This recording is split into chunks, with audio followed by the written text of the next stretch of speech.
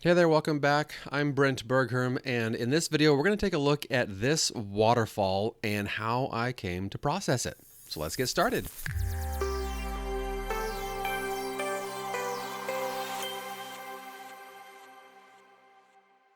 All right, in that video where I was talking about my initial impressions, my initial import of the R5, I had shown these images, and what we're looking at here is a variety of images. Well, the same subject, but a variety in the rotation of the polarizing filter. And the most noticeable part is up here in the upper left-hand corner of the image where we just have some differences of how that's all dialed in. This is the one, though, this ending one, is where I really like what's happening here in the greenery down here, but the middle one is what I like what's happening up here in this area. So I want to be able to dive into Photoshop and select the best of each frame, and then we'll put that all together in one image. Now, I have already processed these in Lightroom with some basic ideas for processing, a little bit of clarity, a little bit drawn down on the whites slider. I don't think I need anything else on any of these others. A little bit of saturation coming back in the yellow and green because I took it out overall in the image overall. And yeah, so I think we're done with basic ideas as it relates to what's going on here in Lightroom. It's time to upgrade ourselves now to Photoshop with processing this in Photoshop. So I'm going to go and open as layers in Photoshop. All right, they're now in Photoshop all on their own layers. So what I need to do is select these two layers and then simply set it to the darken blend mode. And then what that's going to do is to take the darker elements of each frame of each layer here now, so each image that I individually shot, and only show those items on screen, only show those items to us here. So that is like the maximum setting we can get out of the polarizer filter, because the polarizer is all about minimizing or eliminating glares off non-reflective, or I should say non-metallic objects. And so when we have these glistening items coming off the rocks and the layers, the thin layer of moisture that's on those leaves, it provides a little bit of a glare. And so that polarizer counteracts that. So we have 100% application everywhere now in the image, because as we're rotating that, we have different angles of light reflecting off of different surfaces. And so now we have taken that and we have gotten rid of all of those, or at least most of them. So what we're left with is just those areas in the image that always has some type of reflection. Now, I don't really think this is the best application of that, but at least we have something that is a good starting point. So I want to find for myself, again, I had this region in back here that I really liked, and so I want to find that, and I want to elevate that in importance. I need to recall that space. Now, with this down here, because that was the frame that was already the darkest element, that's already what I'm seeing. But if you'll recall, when we were in Lightroom, I said that middle frame, I liked this. That was a little bit brighter. And so I know that's not what I'm seeing. I want to isolate that and now bring it to fruition. So let's go ahead and take off these items. And what I need to do is then look at what that frame was. I could also look at the numbers, so that would probably be the easiest, really. So if I were to go back here into Lightroom and I said that middle frame, it looks like it was 28. Or was it 29?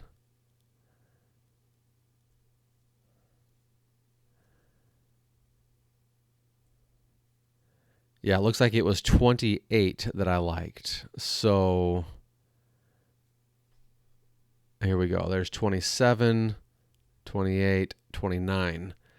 And so again, 29 is what I like down here, since that's already the darkest. I know that's what's showing because I have the darken blend mode showing in Photoshop. But now for image 28, this section is what I wanted to be able to see. So I'm going to go ahead and just say, I'm going to select image 28 here.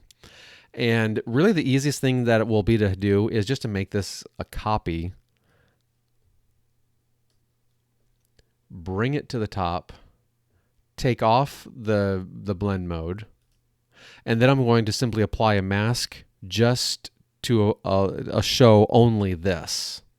So if I were to hold down, I think it's my Option key, and do the mask, you can see it applies a black mask. So it's like it never even existed. This layer is like it never existed. And I'm going to get on my brush tool by hitting the B key. And I'm going to do my right bracket that's just above the return or enter key.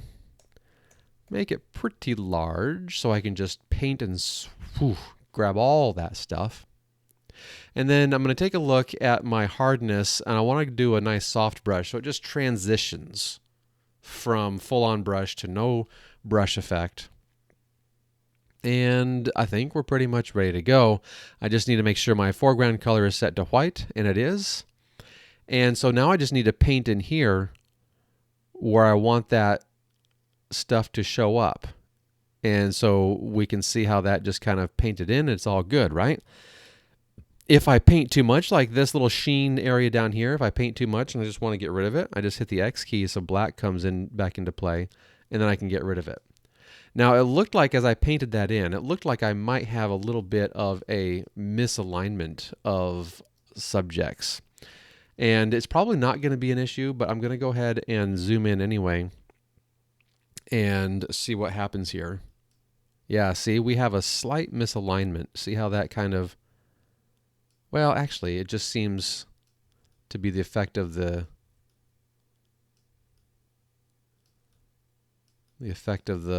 thing, the filter. All right. So I'm going to go ahead and make sure I bring in these highlights back in this region here. But down here, if I go full on like this, that is just too much, right? So I'm going to hit my X key and go back to the black and take that out completely.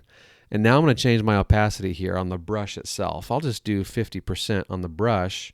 Hit my X key again, so I'm now going to bring back those elements. Come on, X. And then now it only brings it in at half of the intensity. And if I were to look at this all by itself, you know, you can see I can keep painting and keep painting, and you know, that is what it is. But let's do undo a couple of times.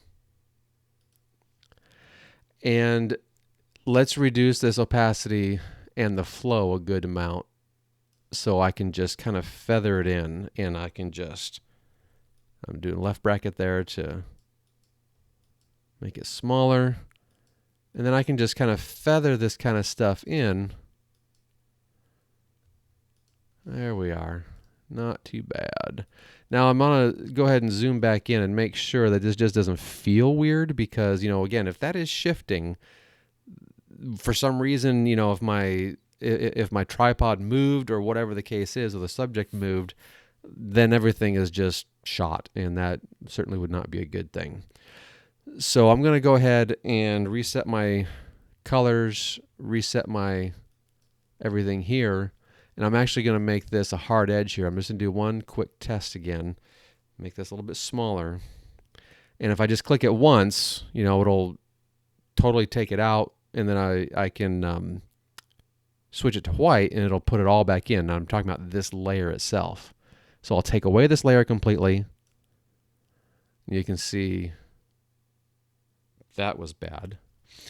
I need to be on the mask itself. Okay, I'll take away this layer completely. I'll invert my colors. I'll add this layer completely. And see, I can't help but think that is a shifting going on. But let's get back to my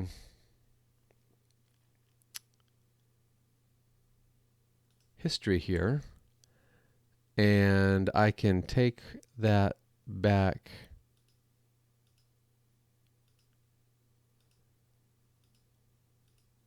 right about there to where I was.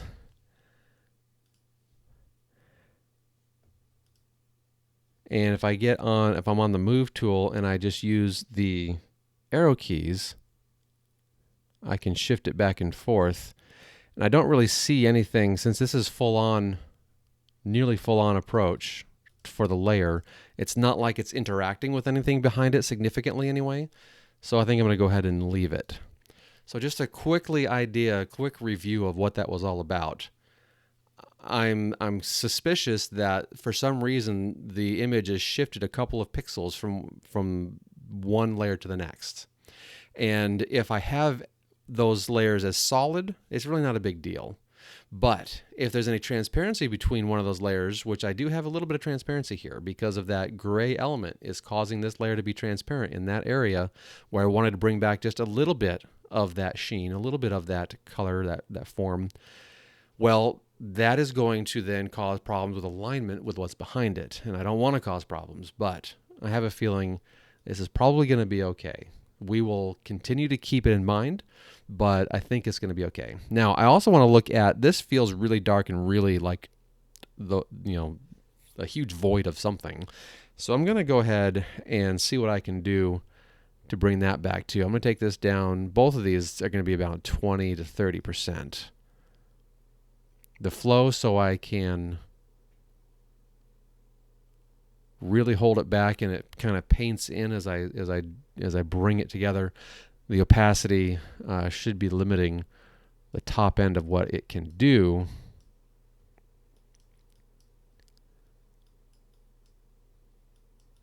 Yeah, see, now that doesn't feel, let's make this a little smaller. That doesn't feel like the void of space anymore. And that is a good thing. It just felt really odd how that was coming together there. Let's increase our opacity just a little bit so it has the opportunity to go a little bit denser there. Oh, I'm already pure white. I can see in my thing here already full on. All right. So now that's about it, unless we want to think about some of these regions here with what we're dealing with in this highlighted area here. What we can see, if I were to turn this one on and off, it's obvious to me that since this is set to a darken blend mode, that this is the layer that has all of that extra darkness in this region. Well, what if I like some of this sheen, but I don't want it all there? Well, then what I can do, I can just simply take this and I can run this layer at maybe a 40% or a 50% or what have you. And that's only 4%. Let's try 40. There we go. And so as we toggle that on and off, we can see it just takes over a little bit. If we wanted to take over even more, we can take it up to 70%.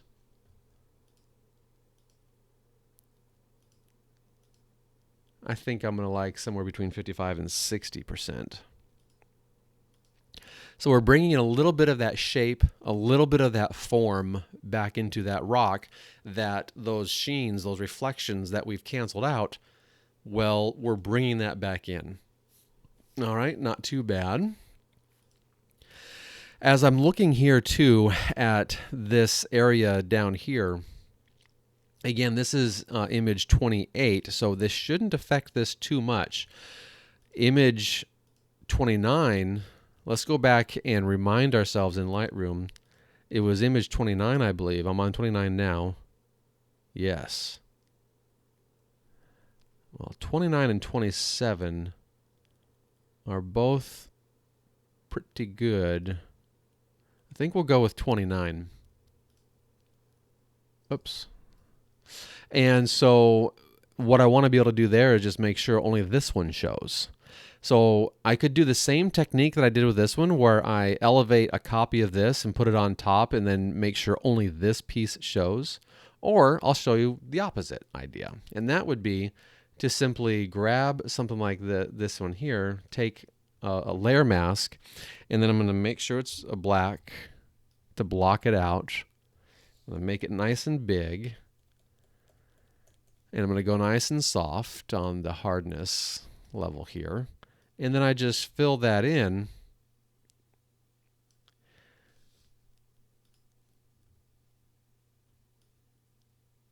Okay, and then I can grab that. I'm going to hold Option first, and then I'm going to click and drag and bring it up here. And now that cancels out that location on this area on these two frames, and we only get it from this frame. So you can see now there's zero difference because that's being totally blocked out because of that item. Now I noticed something happened when I brought this up. I'm going to hit Shift and then cancel out the layer mask, and we can see it brought in some darkening effect coming in here. If I were to drag that and move it down to here instead, you can see I like how this is darker and 2029 in this area, but I don't like how this now has come to prominence. So what I'm going to do with this, I'm actually going to get rid of this temporarily, and then on the original mask, I'm going to pay a little more attention to what I'm doing and where I'm painting, and I'm going to ride that ridge, as it were. All right, so I'm going to make it a lot smaller, and I'm going to do about a hardness of 50 or so. And then let's see, I want it to be white, so I'm going to do the X key to swap that out, and I'm just going to freehand this because there's not that much difference of what's going on here, but so that transition doesn't need to be absolutely 100% pixel perfect. It will still feel like a good natural transition because these images are so close. We're just getting rid of subtleties here. Very, very, very much subtleties. All right. So that did brighten that area just a little bit by blocking this one out. But see what we have here. This just feels odd to me. And so by only oh yeah, see what's going on? See why that feels odd? Because those reflections, and then we can see for sure we have a little bit of a shift going on. So we can actually use this layer to our benefit.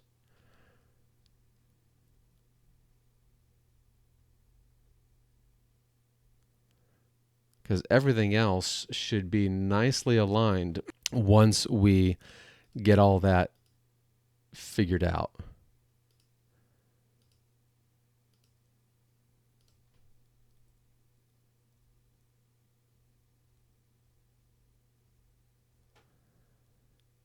So I'm using these little shadow orb type things. When they are their smallest, then I know pretty much I am perfectly aligned, as perfectly as I can get it anyway. Certainly I could use Photoshop's layer alignment tool. I, for some reason, just thought of that. But anyway, yeah. So now, well, let's zoom back in here. Now we should not have that problem when I cancel this out. See how that just perfectly is aligned, and we've got a couple of, a couple of good things coming through. I really do like that much better. And then that should have improved this area too, because of course all pieces in the frame should be perfectly aligned. Now this is its own, so 28. I did not move 28. I moved 27 and I moved 29. So I aligned them to 28. And so this and this are aligned, so I shouldn't have to worry about moving that anymore either. They should all be aligned now. So that's good stuff. All right. So here we are, just about finished. What I'm going to do now is a little bit of a custom vignette. I'm going to do a new layer. And what I usually like to do on these, I'm just going to go ahead and fill it. So Shift Delete or Backspace. I'm going to run it with 50% gray, not preserve transparency because I actually want it filled. I'm going to take this and I'm going to do an overlay or soft light. They do basically the same thing. And then I'm going to take my burn tool. I'm going to make it nice and big if I can hit the right keyboard shortcut. We can see here by this thing it's already a little bit on the soft side, so hardness is 0. In my exposure, let's take that down even further, about 4 or 5%. And then I'm just going to start painting in here. And if I were to take this and put it as a standard, we'll see that this is starting to become a little bit darker. You can see how my painting over that is making that edge darker and making this darker and such like that. So this is how I do a custom vignette when I'm in Photoshop, because when I do the overlay, it makes that middle gray, it makes it transparent, and then it will inflict its darkness or inflict its lightness on the layer behind it, or below it, layers, I should say, below it. And so I'm able to create a little bit of contrast. Let's darken this down a bit too. And this technique tends to not, well, it's a non-destructive editing technique, number one, but it tends to not build up your saturation. Because if I were to take this tool, dodge or burn, and go directly on the layer itself, and plus I have several layers here. Yeah, get rid of that. And I've got several layers here. I need to apply it to all these layers. So to have a holistic application definitely makes sense. And then if I wanted to highlight that waterfall just a wee bit, so let's make that slightly bigger, take that hardness down so we have a nice transition. Oh, definitely don't take my exposure that high. Well, I'll show you what. Oh, that's hideous. So exposure way down, so it just subtly comes in. Now my range, I should have paid attention to that on the previous one. It should be midtones because I'm dealing with a mid-gray here on this initial layer.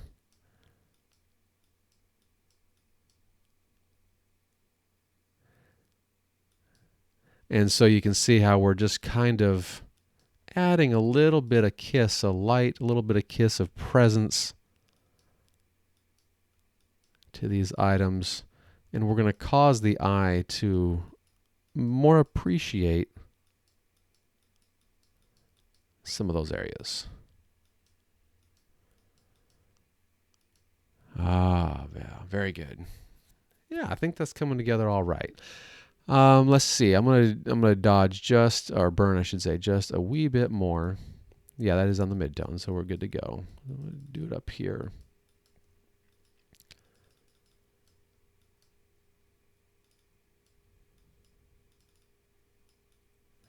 Probably increase my exposure just a hair because that is really not having. There we go. Now we're having some effect.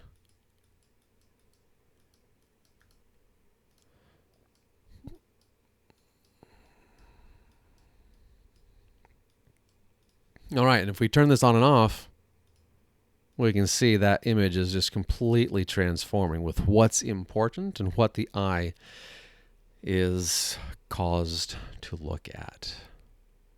All right, I'm going to go ahead and stop here for this video. I'm not going to call this image finished yet because I just really need to let it sink in a little bit and let it soak in and, you know, have a little bit more. Basically, I'm going to revisit it again and just make sure that it's looking good still. It meets my needs for what I was hoping for. And when I do that and I review it, you know, I might have a tweak here, I might have a tweak there. But I just wanted to show you this technique where I'm looking at the subject as I'm shooting it and I'm seeing that this polarizer filter is giving me different things. It's giving me different values in these different regions in the frame. And I've seen this happen in the past at other shots and I've not done anything about it. Here, I finally decided I'm going to do something about it. And we're going to take a look at seeing what we can do to emphasize these areas and to de-emphasize certain areas, all based on, well, the subject itself, of course, but really utilizing that tool, that polarizer tool, to help us get the right tonality and the right mixture, the right sense of form and shape in those subjects that we want them to have. And you just can't have it with a straight shot. You can't have it with a single shot with a polarizer. Multiple images is what helped bring this together. And then we finally found a location too in that image where there actually somehow was a slight misalignment. Now I am in moving water on uneven ground. And so to have those slight alignments issues happening, you know, I should probably expect those. Thankfully, I found something that was very easy to line those up and make that happen. I would just recommend potentially use Photoshop's alignment tool because it would probably be a lot easier to do than the way I did it. I do need to do a little bit of a cropping because now I have on some of those frames, I have some items that are just no longer there anymore. So I should really do some cropping to call this finished. But again, like I mentioned, this is not considered a finished image. I'm just ending here so we can understand the process of how to take advantage when you're in the field and you see what's going on there and you're just like, I want that part of that image, that framing, and when I twist it, I want that part of that shot. Well, here we've brought those items together in Photoshop, and we have a nearly, in this case, a nearly finished image. Thank you so much for being here. Don't forget to like and subscribe to the channel. Thank you for all the feedback and all the comments that I see coming on these videos. It's really cool to have some conversations, and I love to hear and see and read and understand what you guys are interested in and what's going on out there with your shooting and what you guys are involved in too. All right, we'll catch you in the next video. Until then, happy shooting.